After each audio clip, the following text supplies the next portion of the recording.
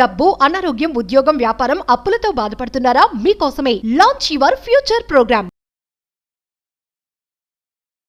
నమస్తే రమగారు. నమస్తే జయ. రమగారు, ఇతరుల అభిప్రాయాలకి ఎంతవరకు ప్రాముఖ్యతనివ్వాలి? అంటే వాళ్ళ అభిప్రాయాల్ని మనం ఎంతవరకు గౌరవించి తీసుకోవాలి? అసలు అవసరం ఉందా? ఎంతవరకైనా తీసుకోవచ్చు, ఎంతైనా తీసుకోవాలి. అసలు తీసుకోవాల్సిన అవసరం కూడా లేదు.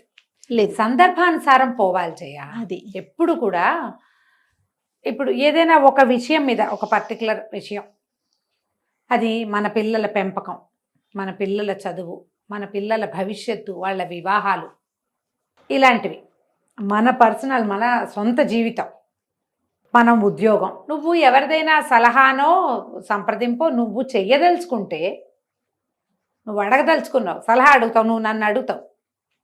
ఇప్పుడు ఎప్పుడు నన్ను అడుగుతావు? అసలు మామూలుగా ఏదైనా ఒక సలహా అంటారా? నా మాట వినడానికైనా అడుగుతావు. 100% చెప్తుందో చూద్దాం అనుకుంటావా నువ్వు? లేదు రమగారు, ఖచ్చితంగా నేను వినాలి. నాకు ఇంకా తేలట్లా ఆ సమస్య. సో నా ఒక ఒపీనియన్, సెకండ్ ఒపీనియన్ గా మిమ్మల్ని అడుగుతా. మీరు చెప్పింది ఖచ్చితంగా ఫాలో అవ్వాల్సిందే, పాటించాల్సిందే. అది ఇప్పుడు నేను సలహా చెప్తున్నా. నేను ఒక విషయం, నువ్వు నన్ను అడిగావు, రమ్మగారు ఇప్పుడు ఏం చేయాలండి అని. నేను అలా ఇది చెయ్యి. ఇప్పుడు మా పక్కన ఇంకో పేర్లు ఎవరో కూర్చుంది, అలా చేస్తే ఇలా అవుతుంది, ఇలా చేస్తే వాళ్ళు అంటారు. నేనా ఇంపార్టెంట్, పక్కన మాట్లాడిన వాక్యమా? ఖచ్చితంగా మీరే అవుతారు. ఇప్పుడు కానీ జనం ఎట్లా అవుతారంటే, ఈ మిగిలిన ఇద్దరు ముగ్గురు ప్లస్ ఆర్ మైనస్గా మాట్లాడతారు చూడు. టెంటేటివ్గా ఉంటాయి కొన్ని వాక్యాలు, ముందు వెనకాగా. వాటి మీద ఫోకస్ వెళ్ళిపోతుంది.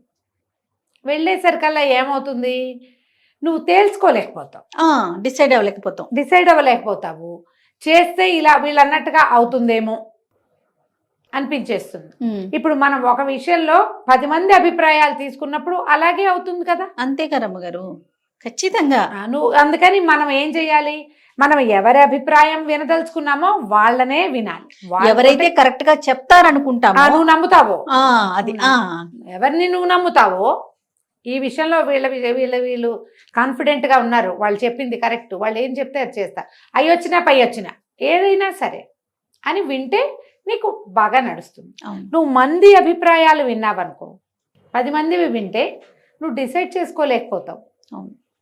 ఒక్కొక్కళ్ళకి ఒక్కొక్క అవుట్లుక్ ఉంటుంది. మనం ఒక్క గ్లాస్ నీళ్ళు పెడితే ఇంత వెళ్తుందంటే వెళ్తుందంటారు కొంతమంది, నిండా ఉంటే వేస్ట్ అయిపోయాయి అంటారు కొంతమందికి అందులో నలకలు కనపడతాయి, ఒక్కొక్కళ్ళకి ఈ గ్లాస్ బాగా కడగలేదు అలా అనిపిస్తుంది. అంతే కదా, ప్రతి వాళ్ళకి ఒక్కొక్కటి కలుగుతుంది. నువ్వు ఏ విషయమైనా ఇంతే. నువ్వు 10 మంది అభిప్రాయాలు కనుక్కుని చేసే విషయాలు కొన్ని ఉంటాయి, ఒక్కళ్ళ దగ్గరే సలహా తీసుకోవాల్సినవి కొన్ని ఉంటాయి, కొన్ని నువ్వే డిసైడ్ చేసుకోవాల్సినవి ఉంటాయి. కేవలం మన ఇంట్లో మాత్రమే సంప్రదించి మనం 1 to 1 మాత్రమే మాట్లాడుకుని చేయవలసినవి ఉంటాయి. పెద్దవాళ్ళు చెప్తారు బాలాదపి సుభాషితం అని. బాలాదపి సుభాషితం అంటే మంచి మాట బాలుడి దగ్గర నుంచి అయినా తీసుకోవచ్చు. ఓకే, ఇది అందరి మాట వినాలి అని కాదు చెప్పింది. సుభాషితం మంచి మాట అయితే బాలుడి దగ్గర నుంచి అయినా తీసుకో అని. ప్రతివాడి అభిప్రాయము నువ్వు పుచ్చుకోవాల్సిందేనని ఎక్కడా చెప్పలా. మంచి మాట అయితే ఎవరు చెప్పినా తీసుకోవాలి. 10 రకాల మాటలు వస్తే అందులో మంచి ఏదో నువ్వు డిసైడ్ చేసుకోవాలి. ఇతరుల అభిప్రాయాలకి, ఉద్దేశాలకి విలువ ఇచ్చే సందర్భం ఒకటి వస్తుంది ఎప్పుడో, అప్పుడు చేయటం. ప్రతి సందర్భంలోనూ నేను వీళ్ళందరినీ అడిగి వాళ్ళు ఏం చెప్తేనే అది చేస్తానని కొంతమంది ఉంటారు. అట్లా కుటుంబాల్లో కనపడతారు. వీళ్ళేమో తమ పిల్లలు ఏం చేయాలన్నా మా అన్నయ్య ఒప్పుకోవాలి, మా తమ్ముడు ఒప్పుకోవాలి, మా అన్నయ్య మా వదిన ఒప్పుకోవాలి. మా వదిన వాళ్ళ నాన్నగారు భలే తెలివైన వారు, చాలా గొప్పవారు, నా జీవితంలో ఆయనే ఒక సహాయం చేశారు, లేదా ఆయన సలహా పాటించి నేను బాగున్నాను కాబట్టి మన పిల్లల విషయాలు వీళ్ళందరితోటి డిస్కస్ చేయాలని చూస్తారు. అందరి అభిప్రాయాల్ని అనుసరించి పెళ్లి సంబంధాలు కుదురుస్తారు, ఉద్యోగాలకు పంపిస్తారు, చదువులు సెలెక్ట్ చేసుకుంటారు. ఆఖరికి పిల్లల లైఫ్ పార్ట్నర్ని సెలెక్ట్ చేసేటప్పుడు కూడా నలుగురిని కనుక్కునే చేస్తారు కొంతమంది. కానీ ఈ సలహా చెప్పడానికి ఉన్న నలుగురిలో సగానికి పైగా వాళ్ళ డెసిషన్స్ వాళ్ళే తీసుకుంటారు. ఇతరుల అభిప్రాయాలతో వాళ్ళకి పని లేదు. ఈ పిల్లలకి ఏమని ఉంటుంది, మేమేమో వీళ్ళందరినీ అడుగుతున్నాం, వాళ్ళు చేసేటప్పుడు వాళ్ళే చేసేస్తున్నారే, మమ్మల్ని ఏం అడగట్లేదు. ఇప్పుడు తప్పెవరిది ఇక్కడ ఈ పాయింట్లో? అందరి అభిప్రాయాలు తీసుకున్న వాళ్ళది కదా. నీ పిల్లలు, మనం ఏదైనా ఒక డెసిషన్ తీసుకోవాలి అంటే మొదట మనము, మన పరిస్థితులు, మన ఆర్థిక స్థితి, మన పిల్లల అభిప్రాయము, పిల్లల ఆసక్తి, ఇవి కదా చాలా ముఖ్యమైనది. చాలా అవసరం. దాన్ని బట్టి ప్రవర్తించాలి. దీనికి ప్రతి వాళ్ళు తమని తాము తరచి చూసుకోవాలి జయ. సాధారణంగా కొంచెం కుటుంబాల్లో అంటే కుర్రాళ్ళు పిల్లలైతే తమ అమ్మా నాన్న తోటి మంచి సంబంధ బాంధవ్యం కలిగి ఉండాలి. భార్యాభర్తలైతే వాళ్ళు ఒకళ్ళతోటి ఒకళ్ళు మాట్లాడుకోవాలి. మనకి భేదాభిప్రాయాలు ఎప్పుడు వస్తాయి? భిన్నాభిప్రాయాలు వినటం వల్లే భేదాభిప్రాయాలు వస్తాయి. వాళ్ళ అమ్మా నాన్న ఆవిడ ఐడియాలజీ వేరు, వాళ్ళు ఒక క్లాస్ రకంగా ఆలోచిస్తారు. వీళ్ళు కొంచెం సింపుల్, వీళ్ళది ఒక 5-6 ఐడియాలు ఉంటాయి, వాళ్ళకి ఒక 5-6 ఐడియాలు ఉంటాయి. ఏం చేయాలి? 5-6 ఇట్లలో నుంచి ఒక పిండితార్థం తీసుకుని భార్యాభర్త ముందుకెళ్ళాలి. అంతే. నేను అవి వినాల్సిందేనని ఆవిడే ఇవి వినాల్సిందేనని ఈయన కొట్టుకుంటుంటే అవదు కదా. రెండు కలిపి అసలు మనం ఏ విషయం మీద మాట్లాడుకుంటున్నాము అనేది కావాలంటే ఒక కాగితం మీద రాసుకుని అప్పుడు వెళ్ళాలి. ఒక్క మనిషిని, ఒక్క పెద్దవాళ్ళని పెట్టుకోవాలి, లేదా చేరుకోకళ్ళని పెట్టుకుని రెండు కలిపి ఒకటి చేయాలి.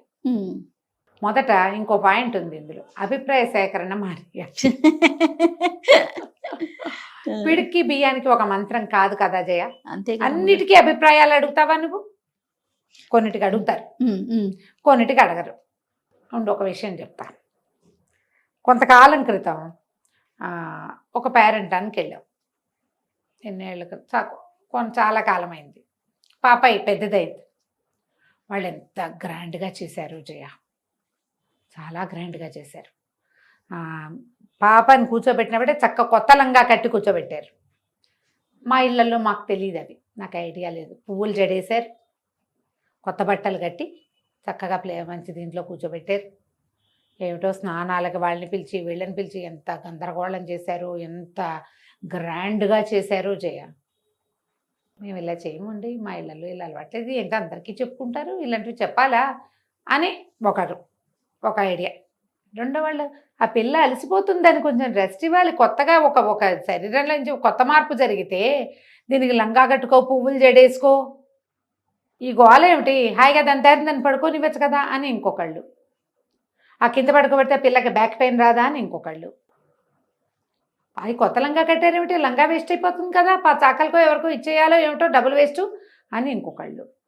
ఇంకో హిందీ జనాలు కొంతమంది, హమ్ ఏ సబ్ నహీ కర్తే అని ఇంకొకళ్ళు.